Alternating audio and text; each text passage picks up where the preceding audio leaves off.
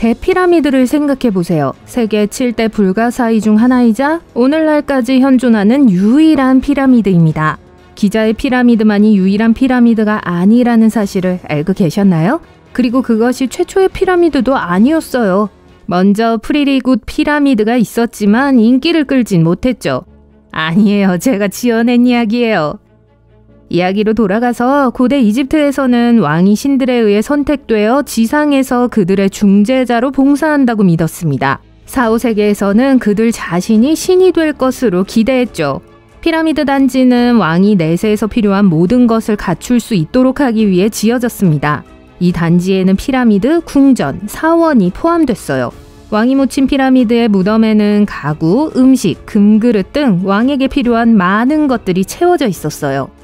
사실 최초의 피라미드는 기자 피라미드가 등장하기 80년 전에 지어졌어요. 전체적으로 약 100개의 피라미드가 있었습니다. 하지만 건설에 시간이 걸렸고 모든 파라오가 건설의 끝을 볼 수 있을 만큼 오래 살지는 않았기 때문에 일부는 완성되지 못했어요. 이제 건축 자체에 대해 이야기해 보겠습니다. 기자의 피라미드 중 가장 큰 피라미드는 40층 건물 높이만큼 높아요. 도대체 어떻게 기계와 기타 장비가 등장하기 훨씬 전인 5000년 전에 그토록 거대한 건축물을 지을 수 있었을까요? 알아봅시다. 자, 기원전 2575년경 파라오 쿠푸는 왕위에 올랐고 그의 건축가는 기자 피라미드 중 가장 오래되고 가장 큰 피라미드 건설을 시작했어요. 그는 피라미드를 건설하기 위해 200만 개가 넘는 석회암 블록을 사용해야 했고 그 무게는 코뿔소 한 마리의 무게와 맞먹는 약 2.5톤에 달했습니다. 건축가는 20년 안에 공사를 끝내고 싶었어요. 이를 실현하려면 하루에 24시간, 일주일 내내 365일 4분마다 돌을 옮기고 제자리에 밀어 넣어야 했습니다. 윤년만 빼고요. 따라서 피라미드를 건설하려면 당연히 많은 노동자가 필요했습니다. 많은 사람들이 피라미드 건설 현장에서 일한 사람들이 노예였다고 생각하지만 이는 사실이 아닙니다. 이집트 전역에서 이 프로젝트에 참여하기 위해 총 25,000여 명의 노동자가 투입됐어요. 이집트인들은 육체 노동과 도구 제작부터 행정 업무에 이르기까지 모든 종류의 일을 하고 있었습니다. 그들은 모두 하루에 10시간 정도 일했고 집과 식량을 제공받았으며 당시 평균적인 이집트인보다 전반적으로 편안한 생활을 하고 있었어요. 건축업자들은 인근 임시도시에 살았고 강력한 지도자가 있는 고도로 조직화된 공동체였다고 합니다. 피라미드는 나침반의 점과 정렬되도록 설계된 것으로 보이며 측면은 태양광선을 상징합니다. 하지만 당시에는 나침반이 없었어요.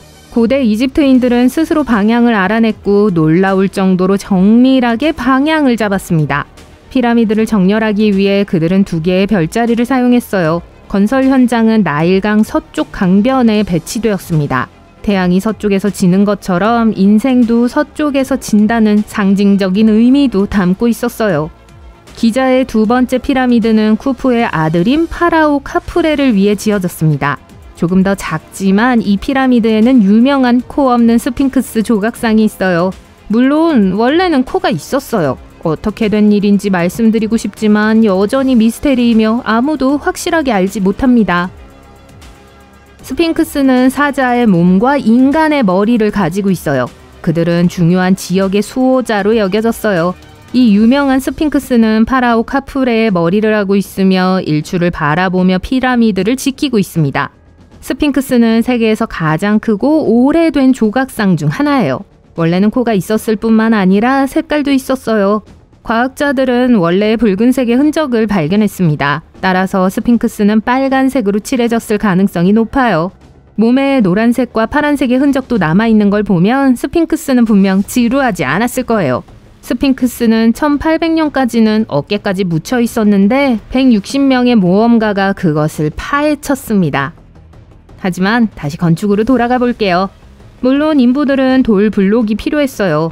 이 돌을 구할 수 있는 곳은 크게 2곳이었어요. 한 곳은 건설 현장과 가까운 곳에 있었습니다. 하지만 화석이 깔린 노란색 돌은 피라미드 내부에만 적합했어요. 외부에 쓰일 석회암 블록은 13km 떨어진 곳에서 2.74m 길이의 썰매를 타고 운반해야 했습니다. 적당한 양의 물이 섞인 모래는 꽤 미끄러웠고 무게가 꽤 나가는 돌을 10명이 썰매로 옮길 수 있었기 때문에 썰매를 끌기가 그리 어렵진 않았어요. 놀랍게도 석회암 블록을 잘라내는 것은 큰 문제가 되지 않았습니다. 땅속에 있을 때는 부드러워서 비교적 쉽게 쪼개질 수 있었기 때문이죠. 하지만 석회암은 공기에 노출되면 딱딱해집니다. 그래서 가장 어려운 부분은 블록의 모양을 만드는 거였어요. 아주 작은 부정확성 때문에 피라미드 전체가 무너질 수 있었기 때문에 이 단계가 매우 중요했습니다. 석회암을 채굴하고 썰매에 실어 운반하고 모양을 만든 다음에는 어떻게 되었을까요? 어떻게 제자리에 놓을 수 있었을까요? 글쎄요, 그건 여전히 미스테리예요. 고고학자들은 피라미드가 건설되던 시기로 거슬러 올라가는 경사로 시스템의 유적을 발견했습니다. 따라서 역사가들은 이집트인들이 거대한 돌블록을 옮기고 당기기 위해 독특한 경사로 시스템을 설계했을 가능성이 높다는데 의견을 모았어요. 가장 일반적인 의견은 피라미드 주변에 여러 개의 경사로가 있었다는 거예요. 아마도 피라미드의 돌 위에 세워진 중앙 경사로와 그 양쪽에 2개의 계단이 있었을 겁니다. 피라미드가 점점 더 높아짐에 따라 경사로도 점점 커졌을 거예요. 사람들은 나무 썰매를 타고 돌을 끌어올리며 계단을 올라갔을 수도 있습니다. 하지만 이건 옵션 중 하나에 불과해요. 다른 전문가들은 경사로가 피라미드 주변에 있었다고 말합니다. 그리고 어떤 사람들은 경사로가 피라미드 내부에 있었다고 말해요.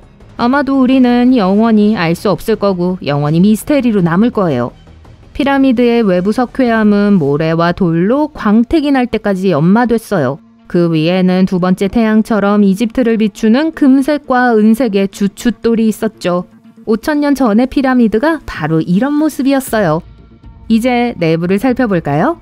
놀랍게도 피라미드 내부에는 별다른 것이 없습니다. 대부분 단단한 돌로만 이루어져 있고 개방된 공간은 거의 없어요. 하지만 내부를 잠깐 살펴보겠습니다. 입구에서 내려가는 계단과 올라가는 계단이 2개가 있어요. 그것들은 우리를 방으로 데려다 줍니다. 내부에는 3개의 방이 있는데 왜 그럴까요? 공사가 끝나기 전에 파라오가 사망할 경우를 대비해 공사 내내 항상 매장 장을 준비해야 했기 때문이에요. 자, 공사가 진행됨에 따라 별도의 방이 차례로 지어졌습니다. 그중 마지막 방이 바로 왕의 방이라고 불리는 메인 방이었어요. 쿠푸가 쉬고 있는 곳입니다. 피라미드의 가장 중심부에 있는 가장 큰 방으로 이곳으로 통하는 큰 통로가 있어요. 내부를 만들기 위해 화강암을 위로 옮기는 일종의 엘리베이터로 사용되었을 가능성이 높아요. 피라미드가 무너지지 않도록 5층 높이의 지지대를 만드는데도 화강암이 사용되었습니다. 그리고 수세기 동안 서 있었으니 효과가 있었다는 걸 알 수 있죠. 안타깝게도 이 방들 중 어느 곳에도 벽에 상형 문자가 새겨져 있지 않아요. 글자를 보고 싶으시다면 피라미드 근처에 있는 장식된 무덤으로 가보세요. 이 예술작품은 고대 이집트의 문화와 일상을 묘사하고 있어요. 연구원들은 이 텍스트들을 통해 그들의 언어와 문법을 연구할 수 있어요. 한때 피라미드에 있던 보물들은 사람들이 가져갔어요. 피라미드 내부에는 수많은 비밀 터널과 통로가 있지만 오늘날까지도 내부의 전체 계획을 아는 사람은 아무도 없습니다. 과학자들은 수년 동안 카메라가 달린 작은 로봇을 내부로 보냈지만 피라미드에 대해 아직 모르는 것이 많아요. 이제 그들은 내부에 들어가지 않고 외부에서 엑스레이를 사용하여 피라미드를 스캔하려고 시도하고 있습니다.